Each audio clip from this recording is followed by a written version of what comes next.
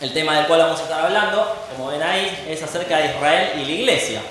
Cualquiera que lea la Biblia se va a dar cuenta de que Israel ocupa un lugar central en las temáticas del Antiguo Testamento fundamentalmente, pero también del Nuevo Testamento. Se menciona prácticamente en todos los libros del Nuevo Testamento la nación de Israel. ¿Qué lugar ocupa Israel en el plan de Dios? Y particularmente en este módulo temático que estamos estudiando acerca de las últimas cosas, acerca de escatología, podemos preguntarnos, ¿hay un plan de Dios para Israel en los últimos tiempos distinto al de la iglesia o no? ¿Cómo se relacionan estas dos entidades? Vamos a comenzar, por lo tanto.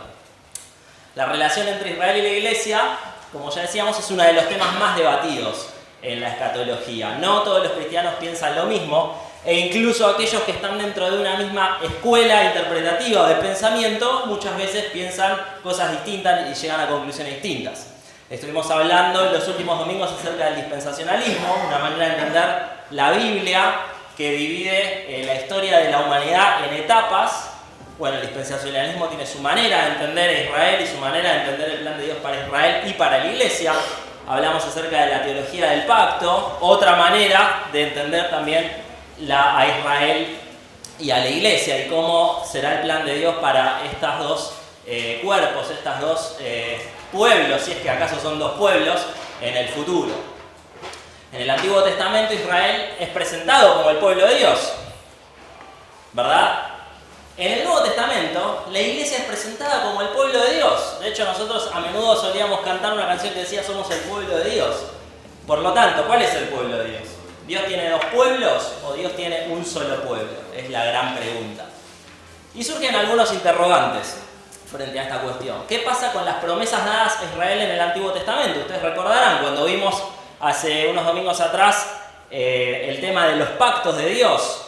Muchos pactos dados a Israel, de hecho la mayoría dados a Israel, o casi todos dados a Israel, en el cual Dios hacía un pacto, por ejemplo, con Abraham y le prometía tierra, le prometía descendencia, le prometía bendición universal por medio de su simiente, la promesa de David, de un rey que ocuparía eternamente el trono de David, etcétera, ¿verdad? Muchas promesas hechas a Israel. Esas promesas van dirigidas y se van a cumplir en Israel, esas promesas se van a cumplir en la iglesia. Sobre esto hay respuestas encontradas y vamos a tratar de analizarlas en esta clase. Se trata entonces de dos pueblos, como decíamos, con dos programas escatológicos diferenciados, es decir, dos líneas de tiempo paralelas. Dios tiene un propósito para Israel y Dios tiene otro propósito para la iglesia, y en el futuro cada uno va a seguir su línea particular y su programa escatológico particular pensado por Dios, o por el contrario convergen en una sola línea temporal y ambos van a ser copartícipes de un mismo destino, de un mismo futuro.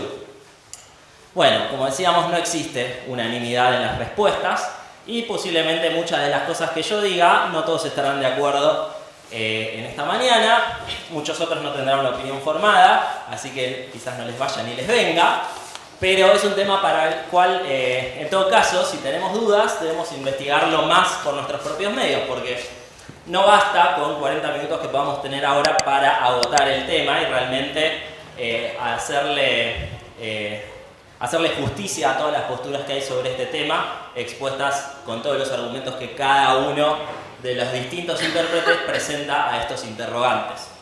Decíamos entonces que hay diversas posturas. La primera, vamos a resaltar tres posturas que creo que globalmente encierran la mayor parte de las respuestas a estas preguntas que nos estamos haciendo. La primera de estas posturas es que hay dos pueblos, Israel y la iglesia. Son dos cosas distintas, dos cosas diferentes, dos entidades diferenciadas, compuestas por distintas personas y para las cuales Dios tiene programas escatológicos distintos. Es decir, una cosa es el destino que le depara a la iglesia, otra cosa es el destino que le depara a Israel, al pueblo de Dios en el Antiguo Testamento. ¿Quién sostiene la idea de que hay dos pueblos? Bueno, fundamentalmente la escuela dispensacionalista, la que ya estuvimos explicando el domingo pasado casualmente. El dispensacionalismo surgió en 1830 con John Nelson Darby en Inglaterra, era irlandés Darby, pero vivía en Inglaterra por aquel entonces. fue la primera escuela de pensamiento en casi 2000 años de historia del cristianismo en diferenciar un propósito de Dios para Israel de un propósito para la iglesia. Antes de Darby, la iglesia jamás había concebido una cosa como esta. Israel y la iglesia, como decíamos, para el dispensacionalismo son dos entidades distintas, dos cosas distintas, con dos planes distintos de Dios, y hay un marcado énfasis en todo el pensamiento dispensacionalista respecto al rol de Israel en el programa de Dios. De hecho, podemos decir que para el dispensacionalismo la iglesia no es más que un pequeño paréntesis en el plan de Dios para Israel. La iglesia se compone de creyentes salvados entre Pentecostés y el rapto secreto, dice el dispensacionalismo. ¿Qué es esto? Bueno, Pentecostés, recuerdan, Hechos capítulo 2, cuando desciende el Espíritu Santo sobre los discípulos y empiezan a predicar y empiezan a hablar en otras lenguas y reciben el don del Espíritu Santo. Bueno, el dispensacionalismo lo que dice, como ya nos explicó algo Rubén el otro día, es que la iglesia es un cuerpo cerrado de personas que representan, como decíamos, un paréntesis de todas aquellas personas que se salvan entre aquel evento de Hechos capítulo 2 y lo que el dispensacionalismo suele llamar el rapto secreto. ¿Qué es el rapto secreto? Seguramente lo vamos a estudiar en posteriores clases. No es nuestro tema de hoy, pero para que entendamos este margen temporal. El rapto secreto es algo que el dispensacionalismo, un nombre que le da al dispensacionalismo a lo que en la Biblia encontramos también como arrebatamiento, por ejemplo, en el cual en la segunda venida Dios llevará a su iglesia, Dios llevará a sus santos para encontrarse con ellos en las nubes y luego descenderá para gobernar. ¿Cómo es el orden en el cual van a ocurrir estos eventos? Es tema de mucha discusión y seguramente lo vamos a ver cuando veamos las próximas clases, que son sobre la segunda venida, sobre la tribulación y sobre el milenio. Pero fundamentalmente, la iglesia para el dispensacionalismo es todos aquellos que se salvan entre Pentecostés y aquel momento de la segunda venida, podemos llamarlo. Todos los que están ahí en el medio, en ese paréntesis, son la iglesia. La iglesia, por lo tanto, no incluye a los salvos del Antiguo Testamento. La iglesia no incluye a los salvos del Antiguo Testamento. Cualquiera que se hubiera convertido antes de Pentecostés no forma parte de la iglesia. La iglesia de Israel, por lo tanto, no conforman un mismo cuerpo para el dispensacionalismo. Como ya lo venimos diciendo y repitiendo, son dos cosas separadas y la iglesia no es más que un paréntesis en el plan de Dios para Israel. Por lo tanto, primera postura respecto a la relación entre Israel y la iglesia, la postura que conocemos como dispensacionalista, que dice que hay dos pueblos, Israel por un lado, la iglesia por el otro. Otra postura surge de la mano de varios padres de la iglesia, ya en el siglo II, III, en Tertuliano, por ejemplo, un padre que escribió en el siglo II, una obra que se llamaba Contra los judíos, y habla muy mal de los judíos, Tertuliano, y habla acerca de la teología del reemplazo, o lo que se suele llamar supersesionismo. Esto significa que la iglesia sustituye a Israel. ¿Por qué se le dice supersesionismo? Porque es una palabrita de origen latín que significa fundamentalmente sentarse en el lugar de. ¿Vieron esa frase tan común del castellano, el que se fue de Sevilla perdió su silla? Bueno, básicamente el supersesionismo es eso. Como Israel rechazó al Mesías, rechazó el ofrecimiento del reino de Dios, representado en la persona de Jesús, entonces la iglesia ocupó su lugar en el plan de Dios, reemplazó a Israel. Las profecías de la Biblia, por lo tanto, dirigidas a Israel, por ejemplo, en los pactos hechos con Abraham, hechos con David, ya no se van a cumplir en Israel, sino que ahora son para la iglesia. Porque la iglesia ocupó el lugar de Israel como pueblo de Dios. Teología del reemplazo. Esta postura es fundamentalmente adoptada por los teólogos del pacto. ¿Se acuerdan cuando hablamos de la teología del pacto? Una teología que hace un fuerte énfasis en tres pactos: el pacto de obras, el pacto de gracia, el pacto de redención. Bueno, normalmente quienes adhieren a esa línea de pensamiento son supersesionistas. Creen que la iglesia reemplazó el lugar de Israel como pueblo de Dios y por lo tanto en las promesas de Dios. Ya no se van a cumplir en Israel ya no tiene nada que hacer, ya no ocupa ningún lugar en el plan de Dios, la iglesia es ahora quien ocupa ese lugar. La iglesia, para el supersesionismo, es el verdadero Israel, y hay algo de verdad en esa afirmación. Vamos entonces a la tercera postura, que es la que entiendo y considero es más sostenible desde el punto de vista bíblico. Y es que existe un solo pueblo, al cual se suele llamar el verdadero Israel y del cual Pablo habla no mucho, muchísimo. Existe una continuidad entre Israel y la Iglesia. Y esto se basa en la noción, como decíamos, de esta idea del verdadero Israel o incluso del remanente fiel. ¿Escucharon esa frase alguna vez? El remanente fiel. No todos piensan lo mismo acerca de qué es el remanente fiel. Bueno, vamos a hablar un poquito de eso. No todo el Israel nacional pertenecía al verdadero Israel. ¿Cómo podemos saber eso? Vamos a leer Romanos capítulo 9. Romanos 9, 10 y 11 son fundamentales para este tema, no los vamos a poder leer todos. Sí. El Israel de Dios es el verdadero Israel. Correcto, y lo vamos a leer.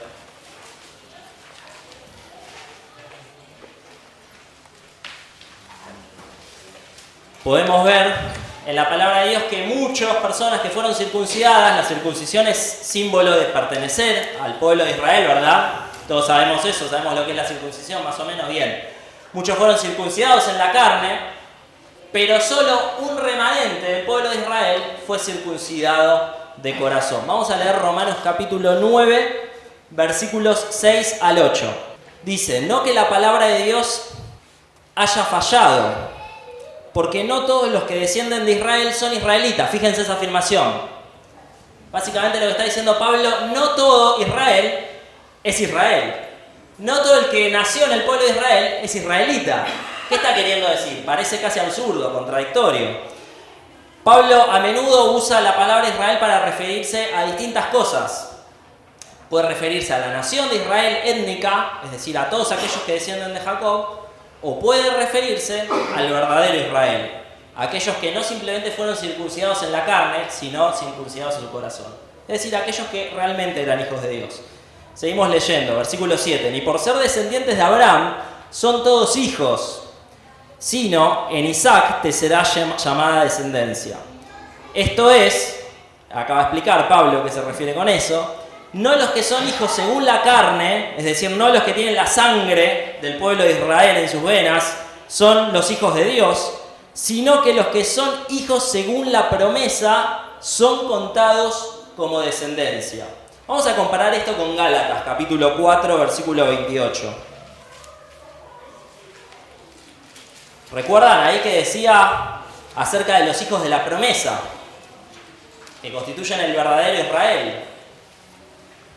¿Quiénes son los hijos de la promesa? Gálatas, capítulo 4, versículo 28. Pablo le está escribiendo a la iglesia de Galacia, una iglesia que no pertenecía al pueblo de Israel, pero en la cual había algunas personas de origen israelita, de origen judío, que pretendían imponer las normas judías a los creyentes, fundamentalmente la circuncisión y algunas restricciones alimentarias.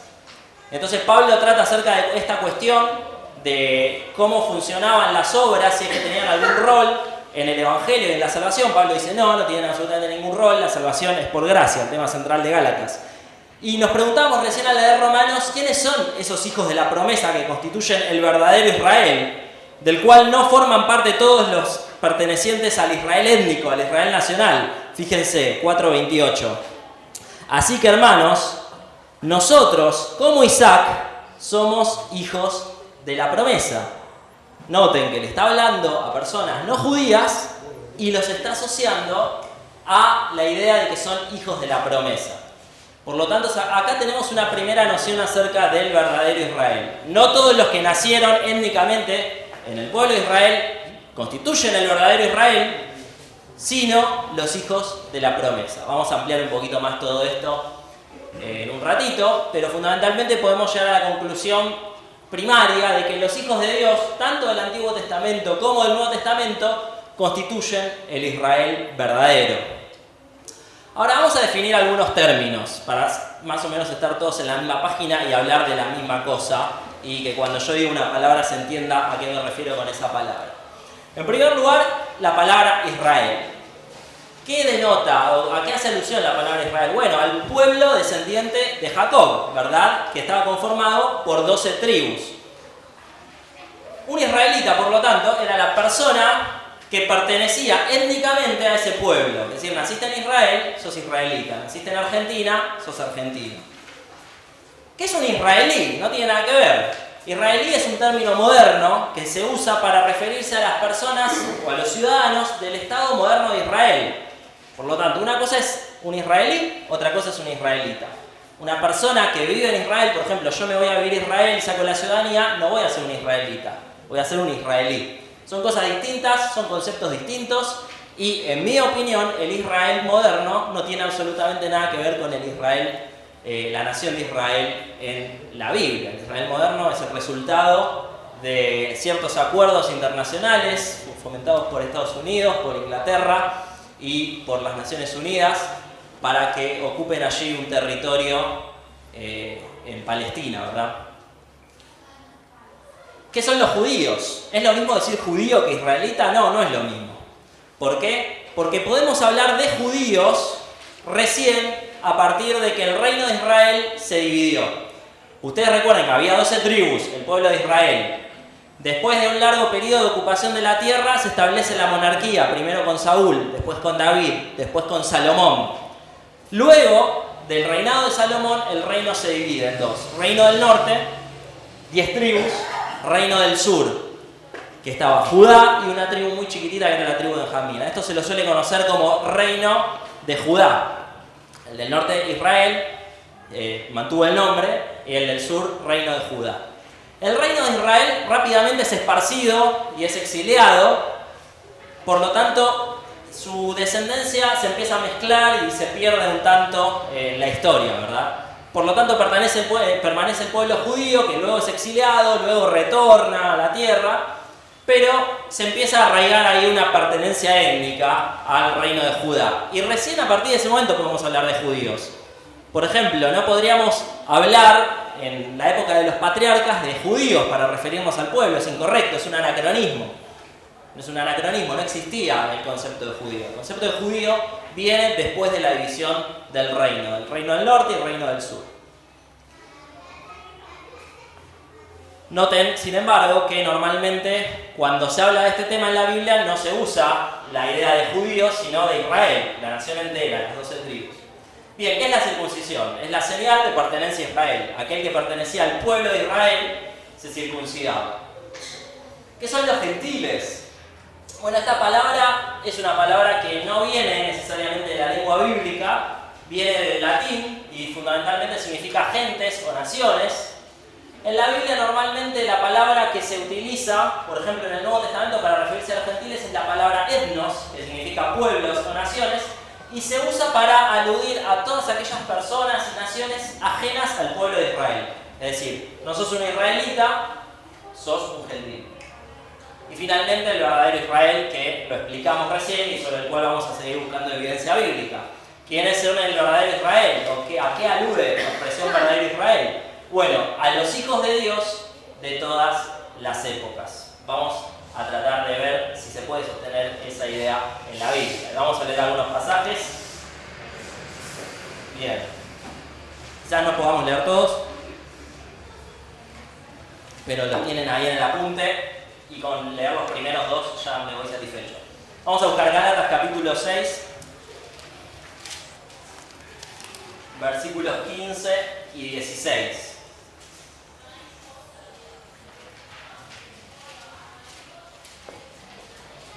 Recuerden, Pablo está hablando acá acerca de los judaizantes en toda esta carta y de aquellos que querían imponer las normas legales y tradicionales judías a aquellos que aceptaban el Evangelio y que eran gentiles. Y Pablo se opone a eso. Y fíjense lo que concluye diciendo. Porque en Cristo Jesús ni la circuncisión vale nada, ni la incircuncisión, sino una nueva creación. Y a todos los que anden conforme a esta regla, ¿a qué regla? A la regla del Evangelio de la Gracia, que estuvo enseñando a lo largo de toda su carta, de que la salvación es meramente por gracia de Dios. A todos los que anden conforme a esta regla, paz y misericordia sea a ellos y al Israel de Dios. Noten que no dice simplemente y a Israel, Dice al Israel de Dios. Algo nos debe querer estar diciendo. ¿Se refiere simplemente a todo el pueblo étnico de Israel o se refiere a otra cosa? Bueno, yo entiendo que se refiere a otra cosa y que se refiere al Israel verdadero. Quienes vivan bajo la norma de la gracia, es decir, quienes están en el Evangelio, quienes aceptaron el Evangelio, constituyen el Israel de Dios. Ahora la conjunción y ahí nos confunde un poquito, ¿verdad? Porque por un lado, en el versículo 16, nos habla de aquellos que andan conforme a esta regla, la regla del Evangelio, y después agrega, y al Israel de Dios. Y uno podría decir, bueno, son dos cosas distintas. Aquellos que aceptaron el Evangelio y el Israel de Dios. Hay una conjunción sirve para unir dos cosas distintas. Sin embargo, ahí la palabrita ahí no cumple la función de añadir, sino de explicar. Podríamos entenderlo como aquellos que andan conforme a esta regla, ¿qué es el Israel de Dios? Es lo que suelen llamar los exégetas la función paraexegética de la conjunción y. Cumple la función de explicar. ¿Alguien tiene una nueva traducción viviente, por ejemplo? A ver que me lea ese versículo. Que la paz y la misericordia de Dios. Que la paz y la misericordia de Dios sean con todos los que viven según ese principio. Ellos son el nuevo pueblo de Dios. Fíjense qué traducción más osada. Porque ahí lo que estamos viendo es toda una interpretación, no simplemente una traducción de las palabras, hay una interpretación teológica en esa traducción. No me convence a mí las Biblias que me interpretan teológicamente, prefiero que me traduzcan lo que dicen los manuscritos y que me dejen a mí interpretar. Pero en ese caso, en las traducciones dinámicas, como en la nueva traducción viviente, los traductores asumen que quien va a leer la versión esa, la traducción esa, no tiene un amplio conocimiento teológico, por lo tanto presentan algunas ayudas y en este caso considero que es correcta. Entiende a aquellos que andan conforme a la norma de la gracia como el nuevo pueblo de Dios. Fíjense, qué interesante. Trasladan en otras palabras la función paraexegética de la conjunción y, que es explicativa y no aditiva, en esa expresión. Y explican que aquellos que andan conforme a la norma de la gracia son el nuevo pueblo de Dios. Bien, ¿se entiende hasta ahí eso? Vamos al pasaje central de toda esta cuestión, que es Romanos capítulo 11 y que es muy largo y que vamos a tratar de sacar algunas enseñanzas centrales del pasaje, ¿verdad? Les decía que en Romanos 9, 10 y 11 Pablo habla mucho acerca de este tema y es fundamental para entender este tema. Ahora, ¿de qué está hablando Pablo en Romanos capítulo 11? Pablo está hablando de la salvación presente de los judíos. Lo repito, Pablo está hablando de la salvación presente de los judíos. En otras palabras, surge la pregunta, ¿cómo tiene que hacer Israel para ser salvo? ¿Cómo tiene que hacer Israel para ser salvo? Y Pablo va a responder esa pregunta. Y no se refiere, en este pasaje, a un plan divino para salvar a la nación de Israel étnico en un futuro escatológico que esté diferenciado del futuro que le depara a la iglesia. No está hablando de eso. Muchos lo interpretan de este modo. El dispensacionalismo lo interpreta de este modo. Pero confío en que después de que leamos algunos pasajes puedan ver en dónde se sustenta esta afirmación de que Pablo está hablando acerca de la salvación presente de Israel y no de una salvación futura que le espera a Israel necesariamente. Vamos a buscar Romanos, ustedes ya lo buscaron, yo no. Romanos capítulo 11. Y vamos a leer los primeros dos versículos. Fíjense. Digo pues, ¿ha desechado Dios a su pueblo? En ninguna manera, porque también yo soy israelita, de la descendencia de Abraham, de la tribu de Benjamín. No ha desechado Dios a su pueblo, al cual desde antes conoció.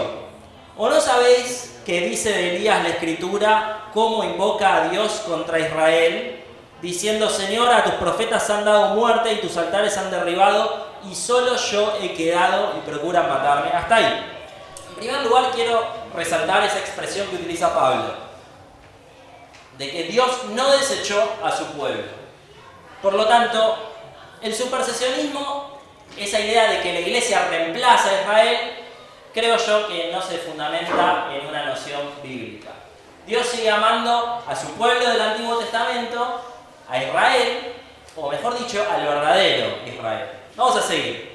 Y vamos a ver en los versículos 4 al 5 que siempre hubo un remanente fiel. ¿Por qué destaco esto? Cuando la teología dispensacionalista lee este pasaje, a la conclusión que va a llegar después de leer todo el capítulo es que en los últimos tiempos, luego de que todos los gentiles que se tienen que convertir se conviertan, ¿quiénes son los gentiles? Los que no son judíos, por ejemplo, nosotros.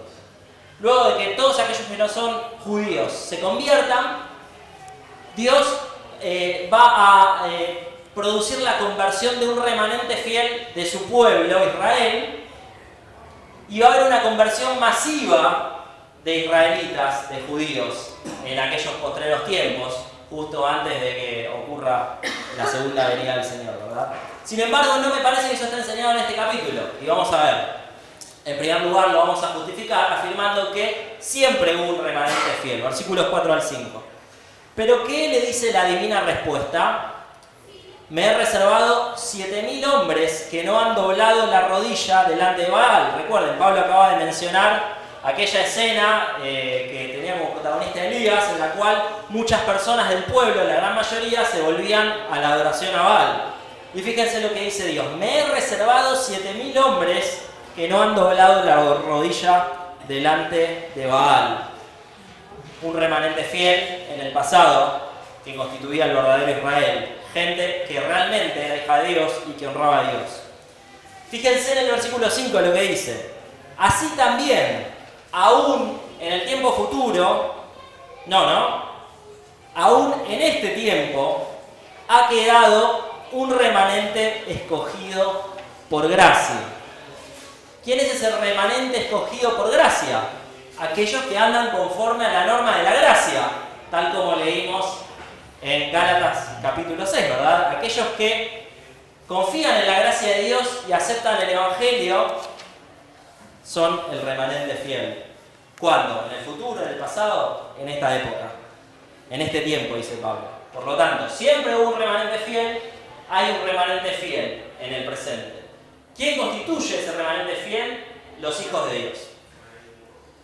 En tercer lugar, los cristianos son hijos de Abraham y herederos de la promesa. Versículo 7. ¿Qué pues? Lo que buscaba Israel no lo ha alcanzado, pero los escogidos sí lo han alcanzado, y los demás fueron endurecidos. Fíjense, los pactos hechos con Israel, el pacto de Abraham, el pacto de David y los demás pactos, no fueron alcanzados por Israel. ¿A qué Israel se refiere Pablo en este caso? Dijimos que usa esa palabra en dos sentidos, el Israel étnico y el Israel verdadero. Al Israel étnico, no lo alcanzaron. Pero ¿quiénes sí lo alcanzaron? Los escogidos. ¿Y quiénes son los escogidos? Las personas que se salvan, los creyentes. Si leemos Romanos capítulo 8, 28 en adelante, vemos que aquellos que son escogidos son los que se salvan. Ya lo explicamos eso en una clase cuando hablamos acerca de soteriología, cualquier cosa se puede repasar. Pero fundamentalmente, las promesas hechas a Abraham son ahora para los escogidos. Fíjense que existe un contraste entre el Israel nacional, como decíamos recién, o Israel étnico, es decir, aquellos que son descendientes sanguíneos de Jacob, y el Israel verdadero, aquellos que realmente creen tanto en el Antiguo Testamento como en el Nuevo Testamento. Ahora, los versículos 11 y 12 son clave en este capítulo, porque dijimos que la pregunta que Pablo intenta responder en Romanos 11 es ¿cómo se va a salvar Israel? Y lo que Pablo dice en los versículos 11 y 12 es se van a salvar viendo a los gentiles que aceptan aquello que los israelitas rechazaron. Versículos 11 al 12. Digo pues, ¿han tropezado los de Israel para que cayesen? En ninguna manera, pero por su transgresión vino la salvación a los gentiles. Fíjense qué plan tan particular de Dios para llevar la salvación a las naciones. Viendo la caída y el rechazo de Israel, las naciones se salvan, los gentiles se salvan. ¿Para qué? Para provocarles celos. Para que, salvándose y siendo receptores de las promesas hechas a Israel, los israelitas vean eso y crean y se conviertan. Versículo 12, y si su transgresión es la riqueza del mundo y su defección la riqueza de los gentiles, ¿cuánto más su plena restauración?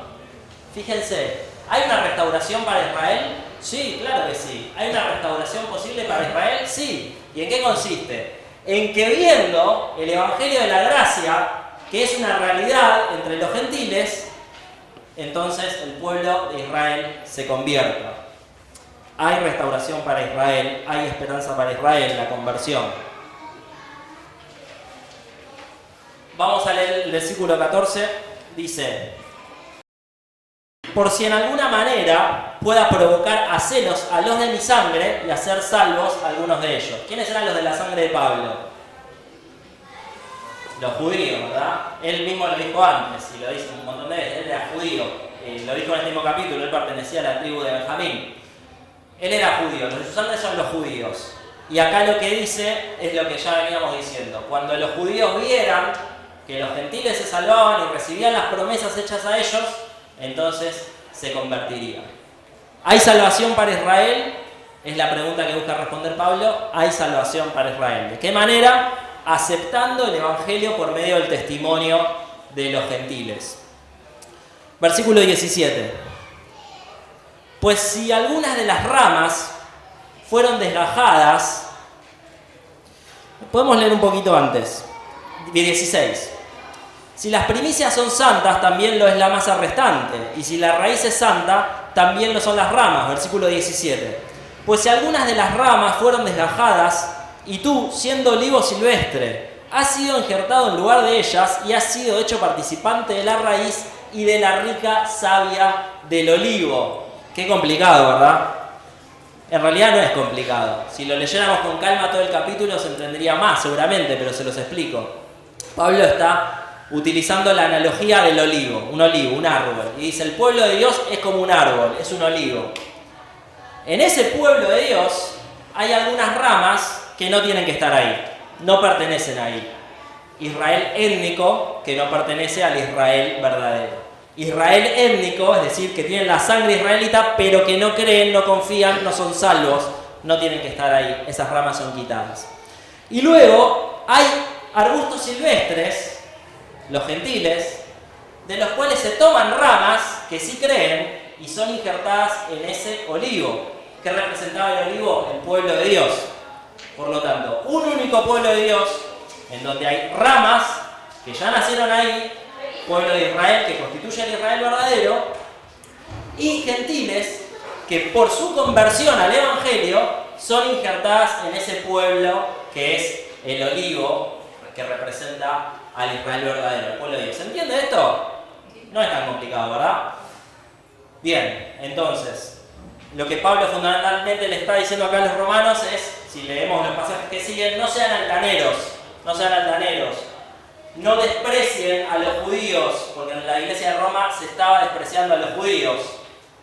Los gentiles despreciaban a los judíos. Decía, ustedes están ahí por pura gracia, y si los israelitas se convierten, van a ser reinjertados ese olivo. No hay mérito de ustedes, no sean arrogantes, no son mejores que ellos. Versículo 18, no te jactes contra las ramas.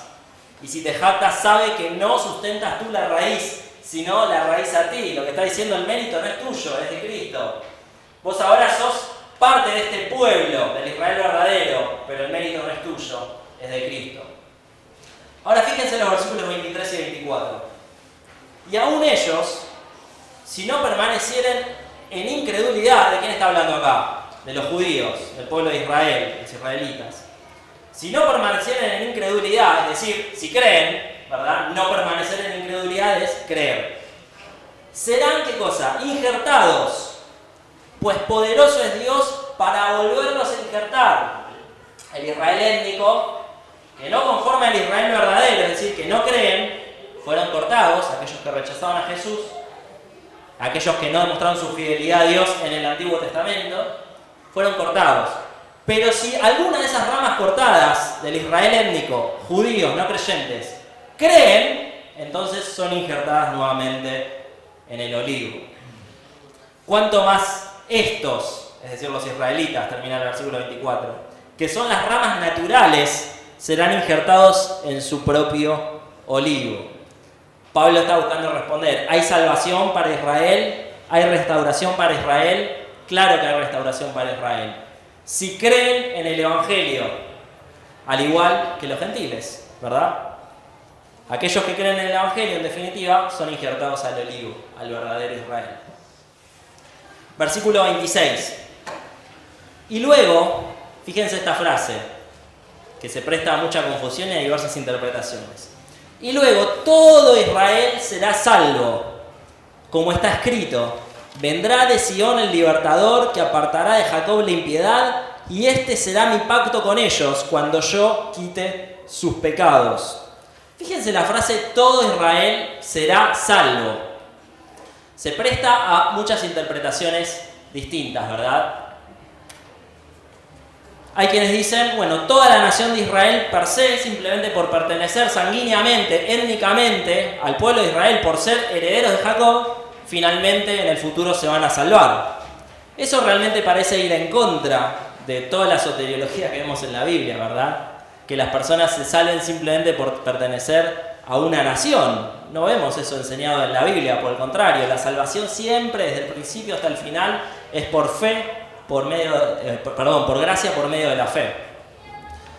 Incluso los dispensacionalistas más coherentes están en desacuerdo con esto. Por ejemplo, uno de los grandes dispensacionalistas de nuestra época, que es Carballosa, dice, acá no se está refiriendo a todo Israel, sino que Pablo se está refiriendo al Israel verdadero. Recuerden, Pablo indistintamente utiliza la palabra Israel, y lo vimos varias veces en este capítulo, para referirse al Israel étnico, al Israel nacional, o al Israel verdadero, que está conformado por aquellos que son hijos de Dios.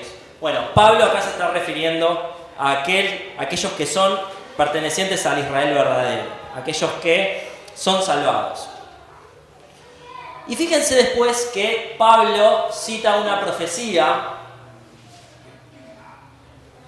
de Isaías 59:20. ¿Alguien la puede leer?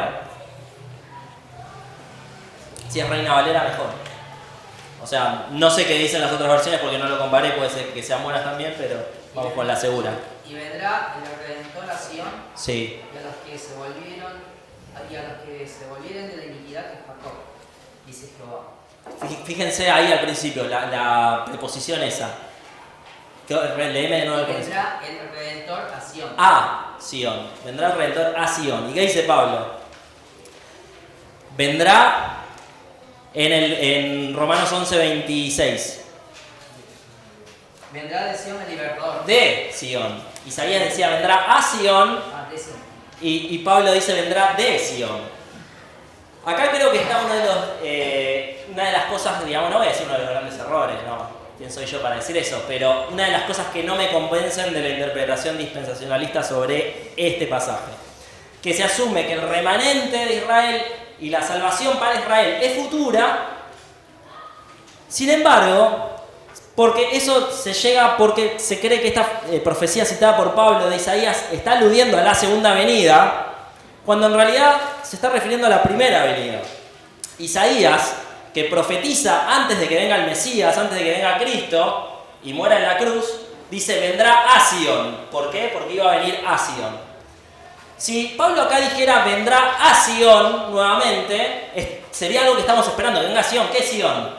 Sion es el templo donde está, el monte donde está el templo de Jerusalén, ¿verdad? Y se suele usar como un sinónimo de Israel, de Jerusalén, Sion. Si Pablo dijera vendrá a Sion, podríamos decir, bueno, está hablando de la segunda venida acá.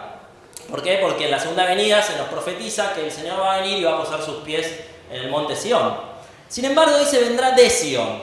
Aquello que profetizó Isaías en el capítulo 59, versículo 20, ya se cumplió en la primera venida.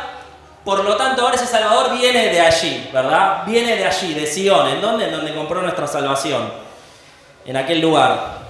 ¿Cómo se salvará Israel? Por ese Salvador que ya vino, que murió en la cruz y que viene como libertador. ¿Cómo se salvará Israel? Creyendo en la obra de Jesús en la cruz. Vamos a leer versículos 30 y 31. Dice: Pues como vosotros también, en otro tiempo, erais desobedientes a Dios, pero ahora habéis alcanzado misericordia por la desobediencia de ellos. ¿A quién le está hablando acá? Le está hablando a los gentiles y está hablando acerca de los judíos, ¿verdad? Lo que está en segunda persona va dirigido a los gentiles, lo que está en tercera persona va dirigido a los judíos. Le dice, recuerden, había gentiles que eran altaneros y que se creían mejores que los judíos. Y Pablo les dice, ustedes también eran desobedientes, no se olviden de eso. Pero así como ustedes eran desobedientes y fueron salvos, del mismo modo, ellos pueden ser alcanzados por la misericordia de Dios. En otras palabras, Pablo no está haciendo una distinción. Así como ustedes se salvaron, del mismo modo se pueden salvar ellos. No por medio de una intervención futura escatológica, sino por creer en el Evangelio de la cruz de Cristo. Así también estos, versículo 31, noten esta palabrita, ahora han sido desobedientes, para que por la misericordia concedida a vosotros, ellos también alcancen misericordia. ¿Alguien tiene otra versión ahí? O buscame, por ejemplo, Biblia de las Américas. De ese pasaje. Sí. 30 y 31. Pues así como vosotros en otro tiempo fuisteis desobedientes a Dios, pero ahora se os ha mostrado misericordia por razón de la desobediencia de ellos, así también ahora estos han sido desobedientes para que por la misericordia mostrada a vosotros también a ellos ahora les sea mostrada misericordia. Fíjense, la Reina Valera ese último ahora no está. 3 veces ahora. ¿Está hablando del futuro? Como interpreta la escuela dispensacionalista, o si en 2 versículos dice 3 veces la palabra ahora, estará hablando de ahora. Bueno, yo creo que está hablando de ahora. No veo cómo se puede interpretar de otra forma este pasaje. Recuerden, Pablo está respondiendo, ¿puede salvarse Israel? ¿Hay restauración para Israel? Sí, dice Pablo. ¿Cómo interpreta la escuela dispensacionalista esto? Sí, hay salvación y restauración para Israel en el futuro. ¿Cómo o qué parece estar diciendo Pablo en este pasaje? Hay salvación para Israel ahora. La restauración de Israel es ahora. El remanente fiel es ahora. ¿De qué manera? Creyendo en el Evangelio. Fíjense lo que dice Pablo. Por tanto, acordaos de que en otro tiempo vosotros, ¿quiénes? Los gentiles, en cuanto a la carne, erais llamados sin circuncisión por la llamada circuncisión, hecha con mano en la carne. En aquel tiempo estabais sin Cristo, alejados de la ciudadanía de Israel y ajenos a los pactos de la promesa, sin esperanza y sin Dios en el mundo.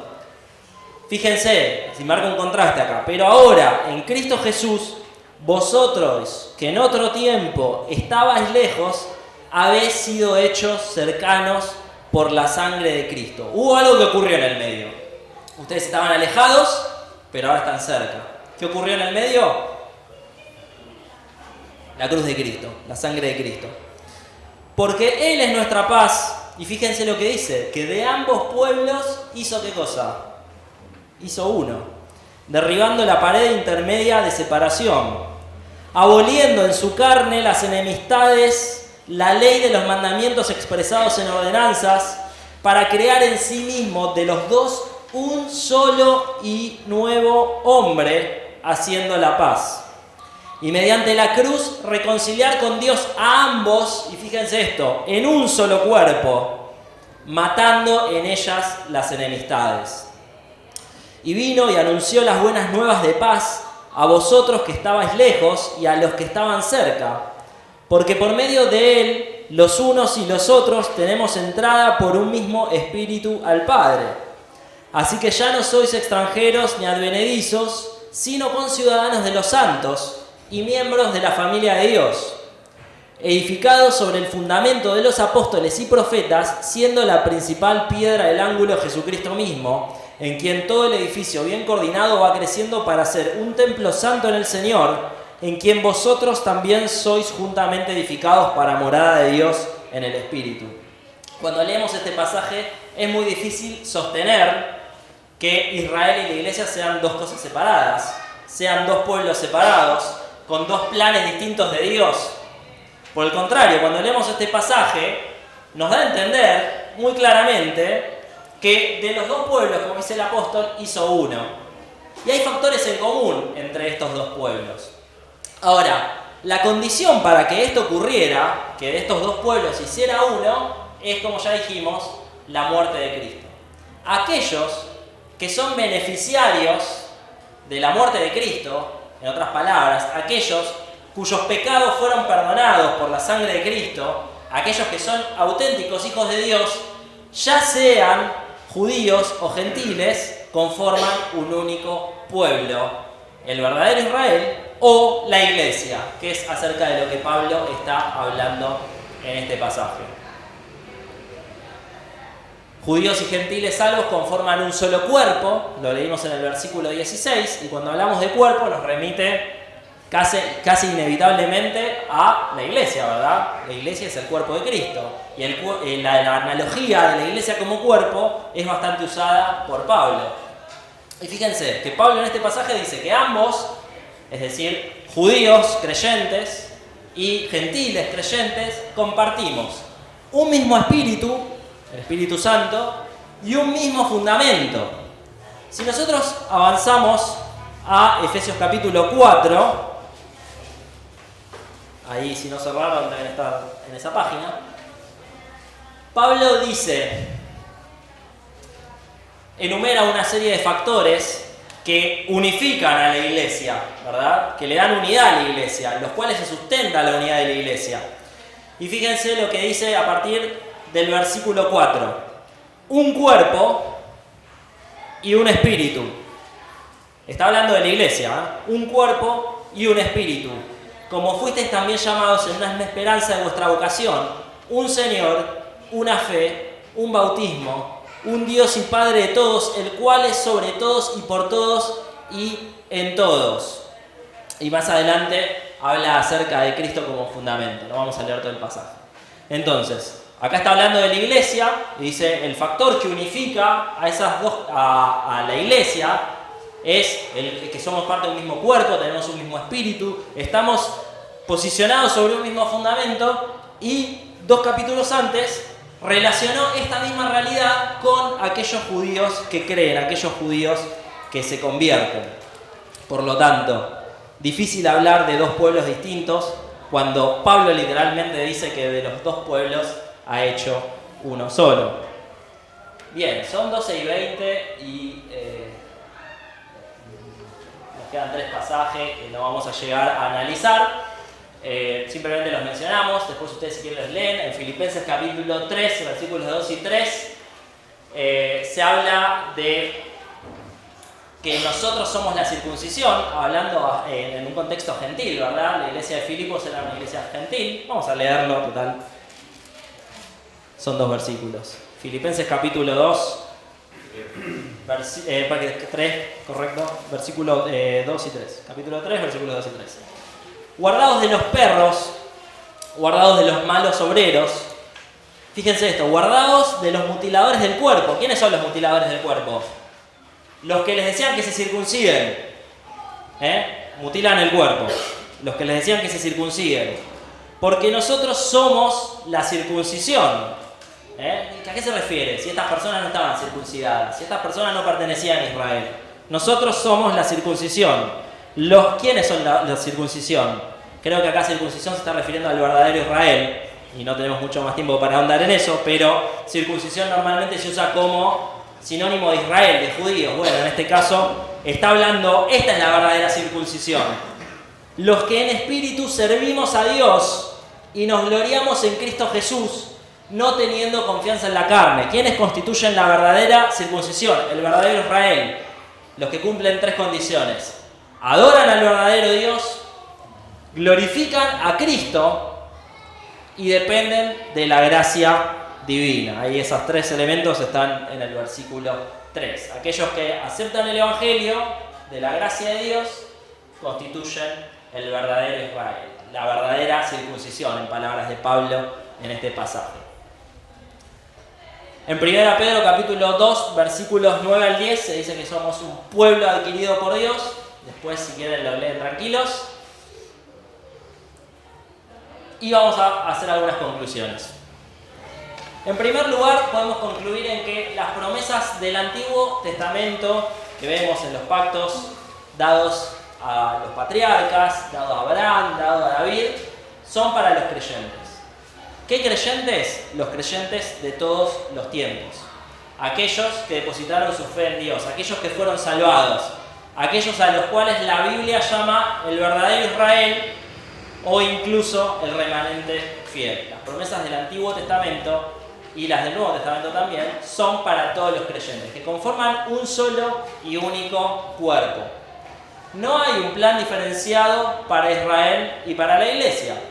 No hay un plan diferenciado para Israel y para la iglesia. Y esto indudablemente tiene muchas implicancias escatológicas en los temas que vamos a estar estudiando en los próximos domingos, en los cuales algunas personas ven que Dios tiene un propósito para Israel y otro propósito para la iglesia.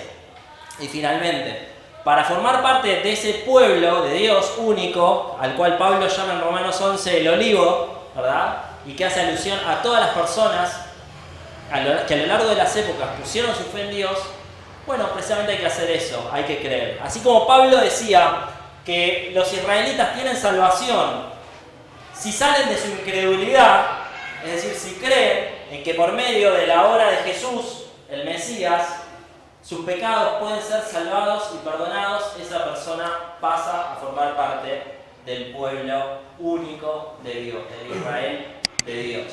Por lo tanto, la condición ayer, hoy y mañana es creer. En el pasado la condición fue creer, en el presente la condición es creer, en el futuro la condición va a ser creer. Todos aquellos que creen conforman parte del multiétnico pueblo de Dios. Y vamos a leer para terminar Apocalipsis capítulo 7.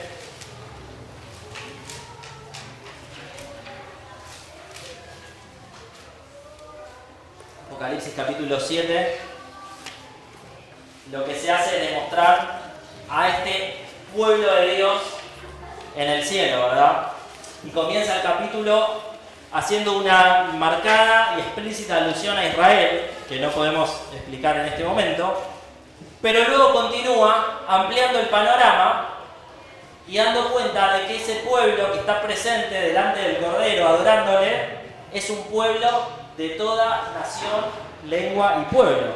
Y fíjense lo que dice, versículo 9: después de esto miré, dice Juan, y he aquí una gran multitud, la cual nadie podía contar, de todas naciones y tribus y pueblos y lenguas, que estaban delante del trono y en la presencia del Cordero, vestidos de ropas blancas y con palmas en las manos, y clamaban a gran voz diciendo: la salvación pertenece a nuestro Dios, que está sentado en el trono y al Cordero. La salvación pertenece a Dios, sin importar el pueblo, sin importar la etnia, sin importar si es judío o gentil y en qué época se haya vivido. La salvación es de Dios y fue comprada por ese Cordero que menciona Juan, que fue presentado como sacrificio por nuestros pecados. Si creemos en esto, formamos parte del pueblo de Dios. Si creemos en esto, somos salvados. Que sea una realidad en todos nosotros y que a pesar de las diferencias que pudiera haber entre los creyentes acerca de cómo interpretamos estos pasajes, podamos tener la certeza de que todos finalmente vamos a conformar un pueblo que va a vivir eternamente en la presencia de Dios, adorándole por toda la eternidad.